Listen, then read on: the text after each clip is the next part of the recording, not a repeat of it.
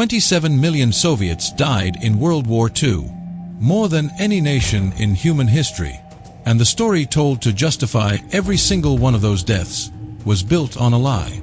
Every person alive knows the name Stalingrad. It echoes like a gunshot. It feels like history's hinge, like the moment the war cracked open, like the single breath before everything changed. But what if that's exactly what they want you to believe? Not historians, not soldiers, not the dead buried beneath Russian snow. What if both sides, Soviet and Nazi alike, needed you to fix your eyes on one city, one battle, one moment? What if Stalingrad was never the turning point? What if it was a story, a myth so perfectly constructed that 80 years later, the world still swallows it whole? Here is what nobody tells you. The war was already decided, long before the rubble of Stalingrad, long before Field Marshal Paulus surrendered, long before the flags changed hands. The outcome was sealed in a moment quieter than you'd expect.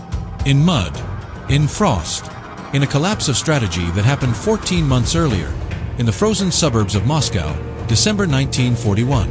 But first, let us talk about what you think you know. September 1942. The Wehrmacht is unstoppable. Hitler's war machine has devoured France, Poland, Yugoslavia, North Africa. 3 million German soldiers have poured into Soviet territory, the largest invasion force in human history. Nothing has stopped them. Nothing has even slowed them. City after city, division after division. The Red Army bleeds and retreats and bleeds again.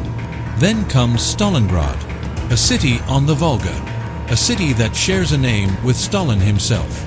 That detail alone makes it symbolic. That detail alone makes surrender impossible for either side. The battle becomes personal, psychological, ideological, street by street, floor by floor, room by room. Men killing each other over staircases, over walls, over rubble that used to be factories, hospitals, apartment blocks. The Soviets wiped out the German 6th Army and a Panzer Army, leaving a massive hole on the Eastern Front. The Germans never fully recovered. That is the official story.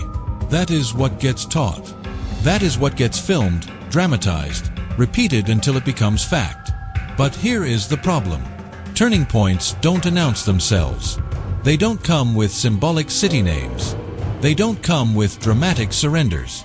They come quietly, in bad decisions made months earlier, in supply lines that stretched too thin, in armies that expected victory in 10 weeks and found themselves still fighting in a second winter. Then a third. Professor Robert Citino of the University of North Texas, when pressed for the real turning point, didn't say Stalingrad. He said, the smashing of Wehrmacht formations in front of Moscow in December 1941. Cambridge historian Richard Evans agreed. That was the first time the Germans are actually stopped in their tracks and they don't know what to do.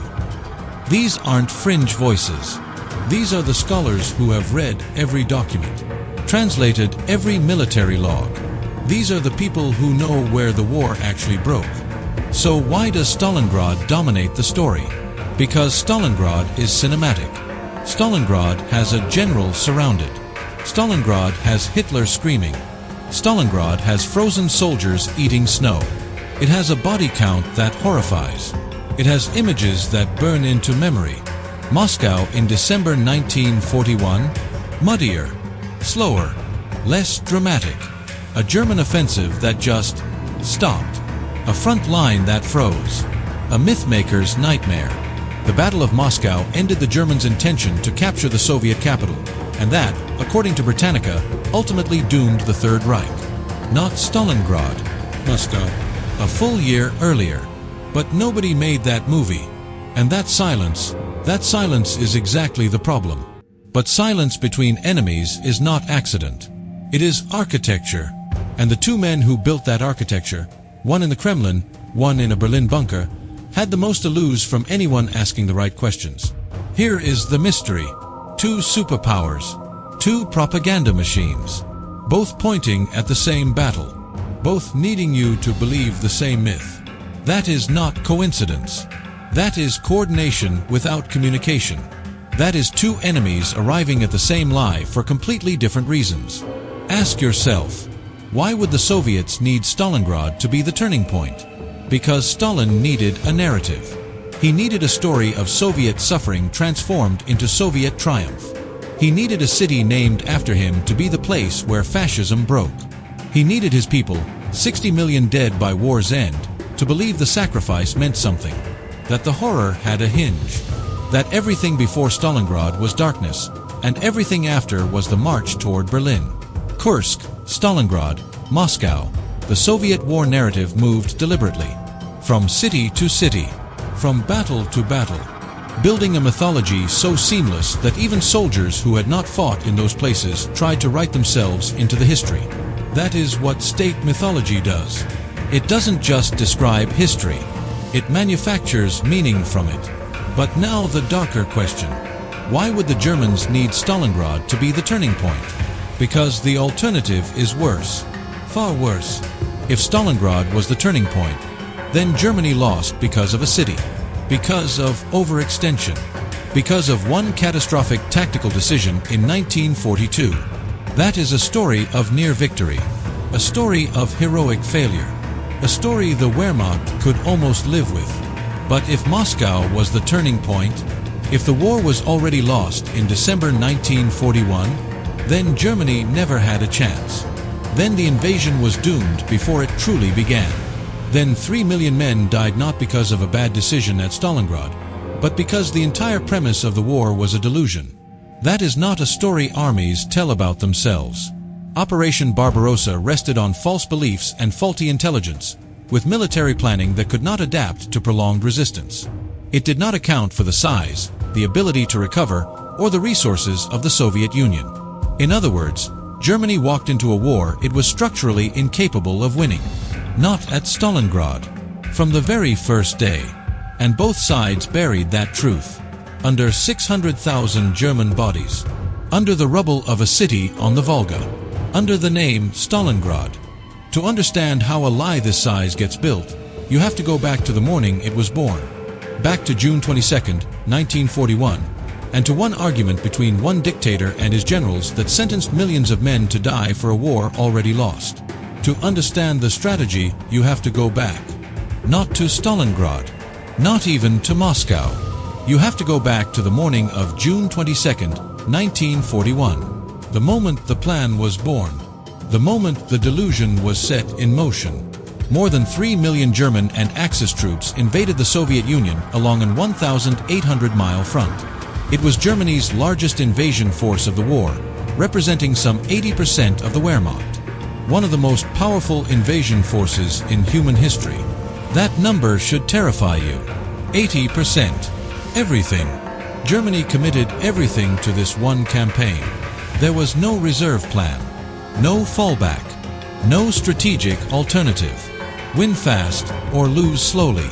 That was the entire calculation. And for weeks it worked. The panzers moved like lightning. Soviet divisions collapsed before they could react. Hundreds of thousands of Red Army soldiers were captured in the first month alone. The Luftwaffe destroyed over 1,000 Soviet aircraft on the very first day. Cities fell. Supply lines buckled. Stalin himself reportedly went into psychological shock in the first days of the invasion. The machine was working exactly as designed. But here is where the strategy begins to rot from inside. German spearheads advanced over 500 kilometers, some reaching as far as 600 kilometers into Soviet territory in the early stages. But by October 1941, they had moved beyond their supply capabilities. Tanks ran out of fuel. Infantry were worn out. Vital supplies remained far behind the lines. They were winning, and winning was killing them. The deeper they pushed, the longer their supply lines stretched. The longer those lines stretched, the more vulnerable they became. And the more vulnerable they became, the slower they moved. And speed, raw, unrelenting speed, was the only thing Blitzkrieg had ever actually been. Remove the speed, and you don't have a strategy. You have an army standing in the open, in a country the size of a continent, waiting for winter. By mid-July, the Germans had advanced more than 400 miles and were only 200 miles from Moscow. They still had ample time to make decisive gains, But they lost the opportunity, primarily because of arguments between Hitler and the OKH about where to strike next. This is the moment. Right here. This internal argument. This is where the war dies. Hitler's generals wanted Moscow. Moscow was the nerve center, the rail hub, the psychological capital. Take Moscow and the Soviet command structure fractures. Take Moscow and Stalin's authority collapses. Take Moscow and the war ends before winter. But Hitler said no. He looked south. He wanted Ukraine. He wanted oil. He wanted economic territory. He overruled his generals. He redirected his armored forces. He bought himself 6 weeks of hesitation while the Soviet Union breathed, reinforced, and prepared. Hitler ordered, over the protests of his generals, that the drive against Moscow be delayed in favor of focusing on Ukraine to the south. 6 weeks. That is what Moscow cost him. 6 weeks of Russian autumn, turning to Russian mud, turning to Russian ice. 6 weeks that meant when Germany finally turned back toward Moscow in October, the window had closed. The temperature had dropped. And waiting in those frozen suburbs were fresh Siberian divisions, soldiers trained for Arctic warfare, wearing the right boots, carrying weapons that worked in -40 degrees. The Germans had none of that. They had summer uniforms. They had engines that seized in the cold. They had frostbite spreading through divisions that were already exhausted from 5 months of advancing. Stop. Put yourself in that room. You are Hitler's top general. October 1941. You have 6 weeks of fighting weather left. Your maps show Moscow 200 miles away, undefended, panicked, within reach. Your commander is pointing south, at oil fields that won't win the war this year. Do you obey? Do you resign? Do you stage a mutiny against the most powerful man in Europe, knowing that if you're wrong, you hang? Most men in that room said nothing, and 3 million soldiers paid for that silence. By Christmas 1941, German armies had captured 3 million Soviet soldiers, and the Soviets were still fighting. That sentence should stop you cold. 3 million captured, and the enemy kept coming. That is not a country on the edge of collapse. That is a country with reserves so vast they defy military logic. Germany had no answer for that, had never planned for that, had never even imagined it was possible. The strategy was built on one assumption, that the Soviet Union would break quickly. It didn't, and the moment that assumption failed, in the mud outside Moscow, in December 1941, the entire war was already over. Everything that followed was consequence. Stalingrad was consequence. Kursk was consequence. Berlin was consequence. The decision was made in the summer of 1941, in an argument between a dictator and his generals. In 6 wasted weeks pointing south instead of north. In a strategic miscalculation so profound that no amount of battlefield heroism could ever correct it. That is the real strategy, and that is the real failure. Hidden in plain sight, 1 year before Stalingrad's first shot was ever fired. But failure this catastrophic needs a face. A man who made the call. A man who watched it unravel and then walked away. What happened to Hitler's generals after their warnings were ignored? The answer will make you furious. December 5th, 1941. Moscow's suburbs. Temperature, -35 degrees Celsius. The German advance has stopped. Not from orders, not from strategy, from physics. Engines won't start. Rifles won't fire. Men's fingers are breaking off inside their gloves. The most powerful army in human history is frozen. Literally frozen. Standing 20 kilometers from the Kremlin spires. Close enough to see them. Too broken to reach them. Then something happens that nobody predicted. The Soviets attack. Newly created Soviet units near Moscow numbered over 500,000 men. On December 5th, they launched a massive counterattack that pushed the Germans back over 200 miles. Read that again. Over 200 miles. The Wehrmacht, the army that had never been pushed back anywhere, retreated 200 miles in weeks. Divisions that had terrorized Europe. Divisions that had dismantled France in 6 weeks. Running. In the snow. Back the way they came. This is the shock event. Not Stalingrad.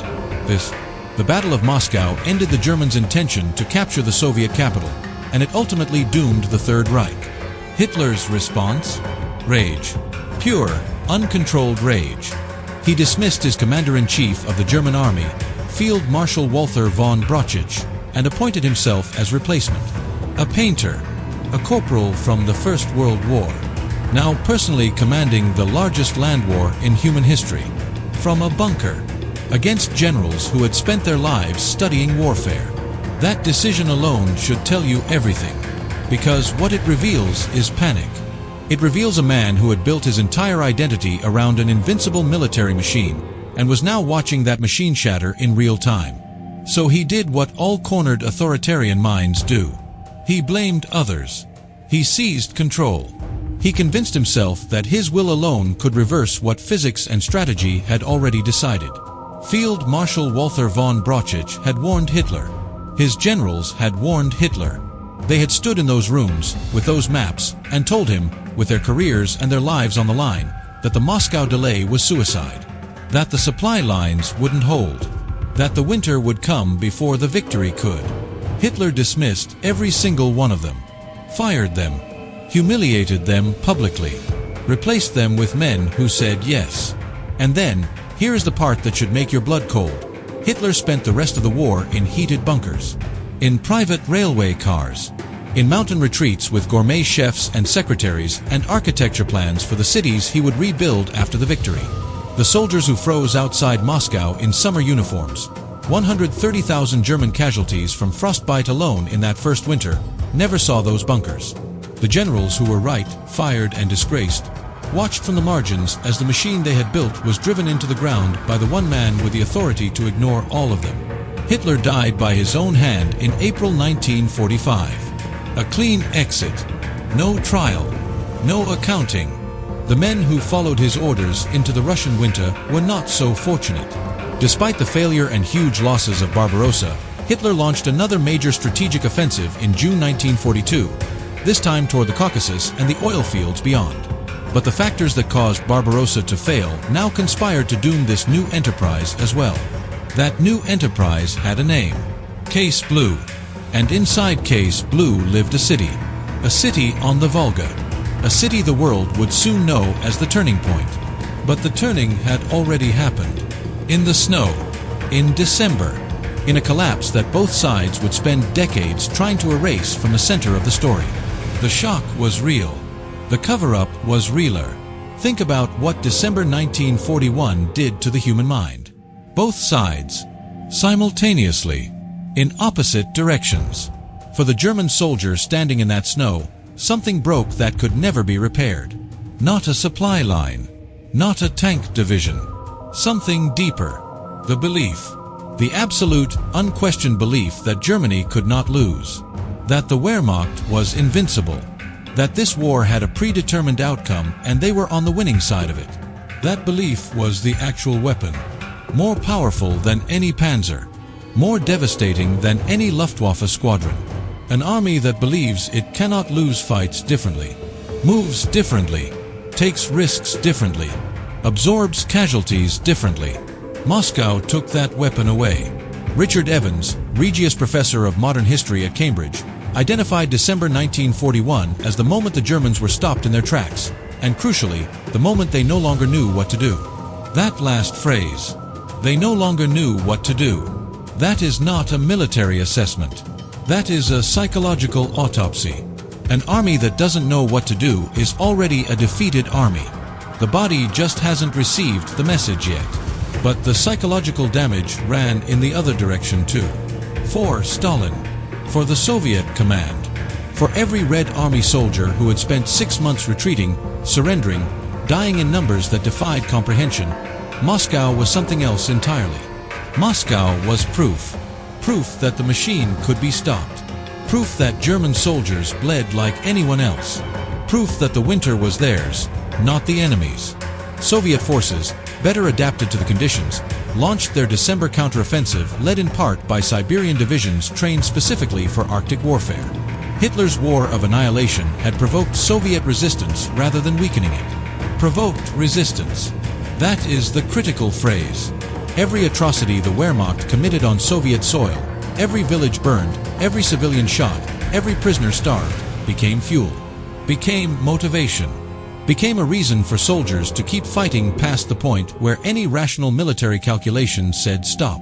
Germany created its own worst enemy, not through bad tactics, through ideology, through the decision to treat an entire people as subhuman.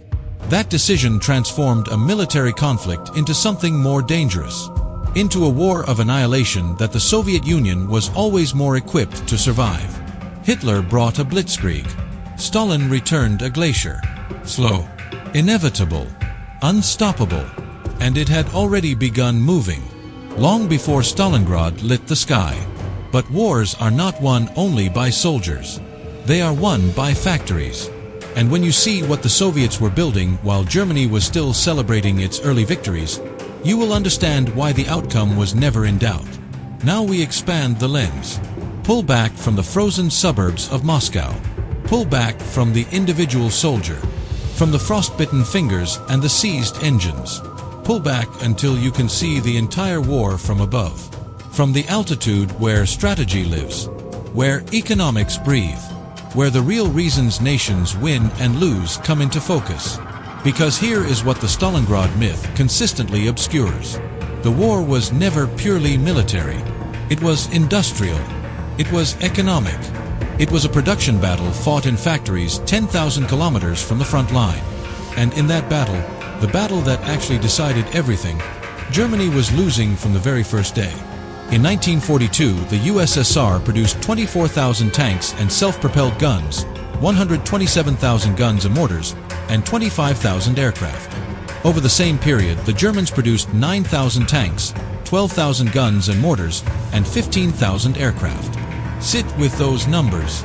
The Soviet Union outproduced Germany in tanks by nearly 3-1, in artillery by 10-1, in aircraft by almost 2-1. And this was 1942, the year Germany was supposedly still competitive, the year before Stalingrad's conclusion, the year the myth says the war was still winnable.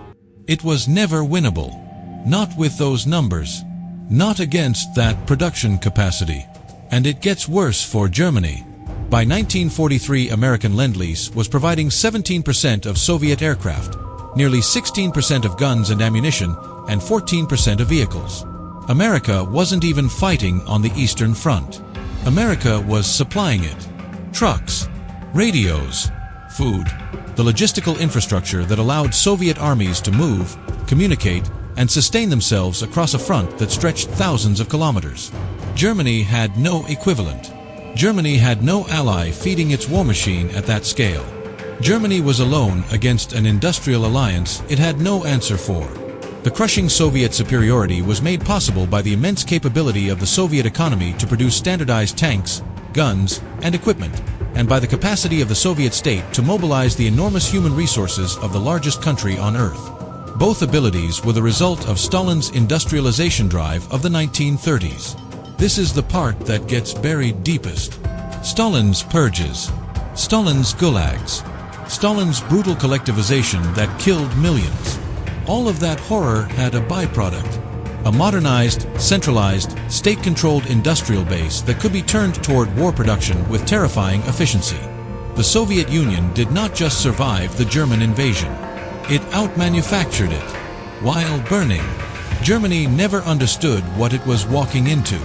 But now pull the lens wider still, beyond economics, into geography, into the fundamental physical reality of the Eastern Front that made German victory not just unlikely but mathematically impossible past a certain point. By mid-July 1941, the Germans had advanced more than 400 miles and were only 200 miles from Moscow. But they had lost the opportunity for decisive gains, primarily because of strategic arguments about where to strike next. 400 miles in weeks. That sounds like dominance. But 400 miles in Russia is not the same as 400 miles in France. France is a garden. Russia is a continent. Every mile the Wehrmacht advanced was another mile of supply line to defend, another mile of rail track to maintain, another mile between the front soldier and the food, ammunition, and fuel he needed to keep moving. Napoleon learned this. In 1812, 129 years before Barbarossa, he marched into Russia with the greatest army Europe had ever seen. He reached Moscow. He stood inside it, and the campaign still destroyed him.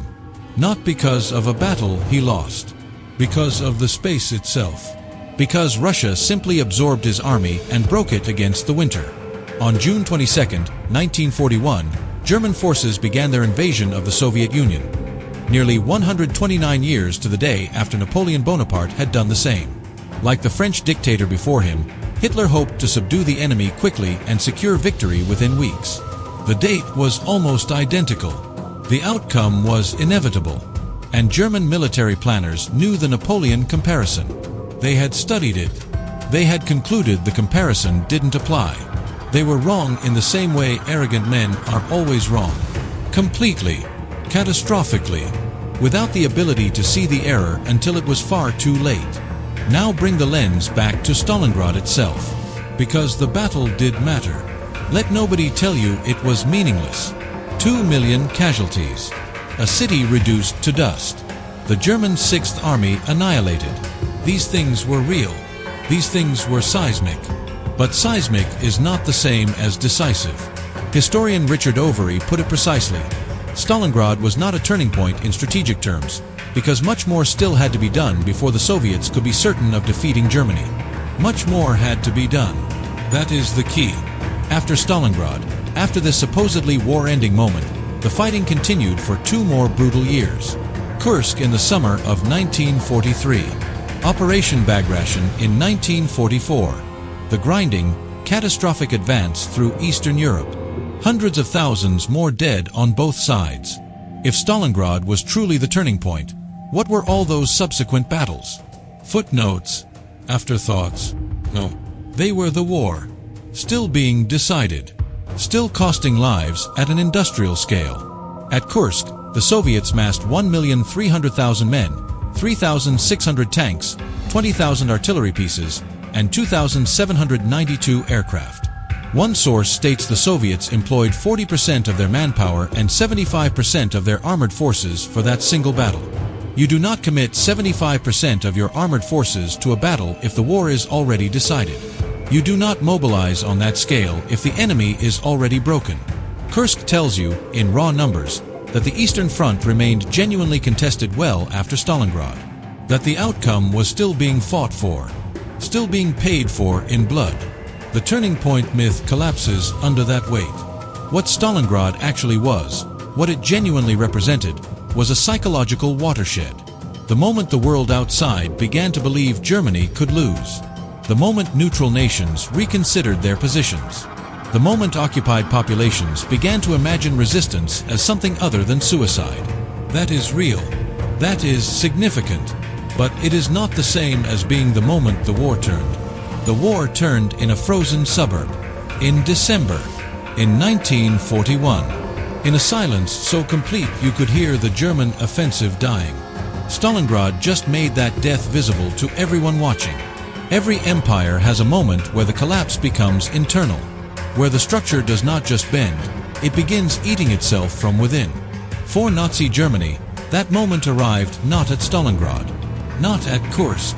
It arrived in Hitler's own headquarters. In the arguments. In the dismissals. In the slow disintegration of command itself. After Moscow, Hitler had fired his army commander. Appointed himself. After Stalingrad, he fired more generals.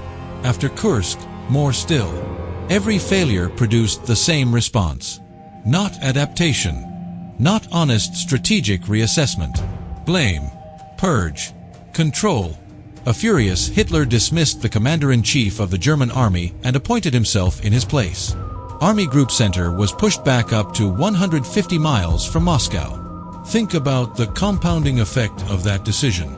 Germany's most experienced military minds, men who had studied war their entire lives, were being systematically removed and replaced by the unchecked instincts of one man. A man who had never commanded a division. Who had never managed a supply line, who confused willpower with strategy and stubbornness with strength. Every dismissal made the next defeat more likely. Every defeat produced another dismissal. The Wehrmacht was not just losing battles. It was losing its ability to think. And the Soviets, doing the opposite. Where Germany's command structure collapsed inward, Soviet military leadership was quietly evolving. Generals like Zhukov, Rokossovsky, and Vasilevsky were learning, adapting, absorbing the brutal lessons of 1941 and building something harder, sharper, more sophisticated from the wreckage. The Red Army of 1944 bore almost no resemblance to the shattered force that had reeled backward in the summer of 1941. The subsequent Soviet victory meant they had seized the strategic initiative on the Eastern Front and would hold on to it for the remainder of the war. From that point, the Germans were on the retreat, a retreat that would take them all the way back to Berlin. That retreat began in December 1941. Outside Moscow, in the cold, everything after was geography. The distance between that frozen suburb and Berlin was just the physical measure of Germany's collapse. Played out over 3 years. Paid for in 3 million German lives. By the time Germany officially surrendered, 80% of its casualties during the entire war had come on the Eastern Front. 80%. Not Normandy. Not North Africa. Not the Atlantic. The East.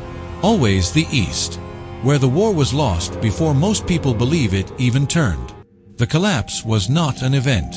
It was a process.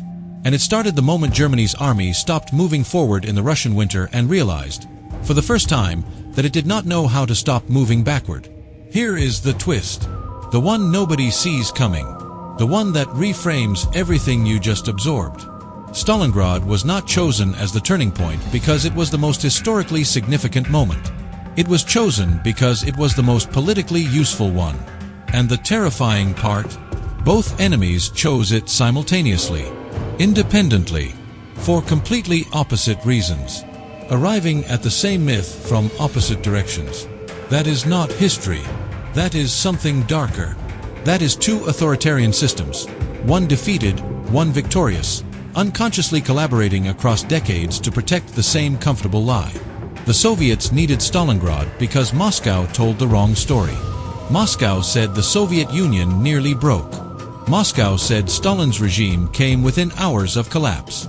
Moscow said the capital was days from falling, that panic had consumed the city, that officials had fled, that the outcome trembled on a razor's edge. That story does not build monuments. That story does not justify decades of communist sacrifice. So Moscow gets buried, and Stalingrad, clean, heroic, total, takes its place. Many historians felt that Stalingrad was too late as the instant when the course of the war fundamentally changed, and that the launching of Operation Barbarossa itself may have been too early a marker. But professional historians consistently see the Eastern Front as providing the inevitable turning point of the entire conflict. The Eastern Front. Not one battle. The entire front. The entire grinding, industrial, existential collision between two totalitarian systems. That is where the war was decided. Not in a single cinematic moment. In 3 years of relentless attrition that broke one side's capacity to replace what it lost. And Germany needed Stalingrad because the alternative was nihilism. If the war was lost from June 22, 1941, if 3 million men crossed that border into a campaign that was structurally unwinnable, then every death that followed was not sacrifice. It was waste. Pure, catastrophic, ideologically driven waste. No nation builds an identity on that. So Stalingrad becomes the almost, the near victory, the noble defeat snatched from heroic hands by impossible odds. Both sides needed a moment. Both sides needed a name. They chose the same one. Winston Churchill framed it precisely. Stalingrad was the end of the beginning. But Kursk, and before it Moscow, was the beginning of the end. The beginning of the end started in the snow. In silence. In a collapse so complete that two superpowers spent 80 years agreeing never to look directly at it. You just did. And now you cannot unsee it. This response is AI generated, for reference only.